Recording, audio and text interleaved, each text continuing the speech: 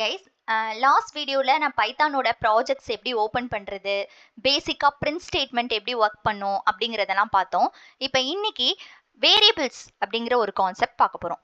Variables அப்படின்னாலே எல்லாருக்குமே alphabets அப்படின்னு தான் ஞாபகம் வரும். நார்மலாக எல்லா ப்ரோக்ராமிங் லாங்குவேஜ்லேயுமே வேரியபிள்ஸ் யூஸ் பண்ணுவாங்க. எல்லாத்துக்குமே ஒரே கான்செப்ட் தான். வேரியபிள்ஸ் இல்லாமல் இம்ப்ளிமெண்ட் பண்ண முடியாது. வேரியபிள்ஸ் அப்படின்னாலே ஒரு வேல்யூவை அசைன் பண்ணுறது, இல்லை ஒரு வேல்யூவை ஸ்டோர் பண்ணுறது அப்படிங்கிற மாதிரி சொல்லுவாங்க. ஓகேவா? இப்போ ஒரு வேல்யூவை அசைன் பண்ணுறதுக்கு நம்ம இங்கே என்ன யூஸ் பண்ண போகிறோம் அப்படின்னா ஈக்குவல் டு ஆப்ரேட்டர் தான் யூஸ் பண்ணுவாங்க. சரியா? இப்போ பைத்தானில் எப்படி யூஸ் பண்ணுவோம் அப்படின்னா வேரியபிளோட நேம் ஈக்குவல் டு வேல்யூ அப்படின்னா யூஸ் பண்ணுவோம். சரியா? இப்போ எக்ஸாம்பிளுக்கு பார்த்தீங்க அப்படின்னா நான் ஏ அப்படிங்கிற ஒரு வேரியபிள் வாங்க போகிறேன். ஈக்குவல் டு 5 அப்படின்னு நான் கொடுக்க போகிறேன். அப்போ ஏக்கு நம்ம என்ன வேல்யூ அசைன் பண்ணியிருக்கோம்? 5ன்னு அசைன் பண்ணியிருக்கோம். அப்போ ஏயோட வேல்யூ நம்மளுக்கு 5. ஓகேவா?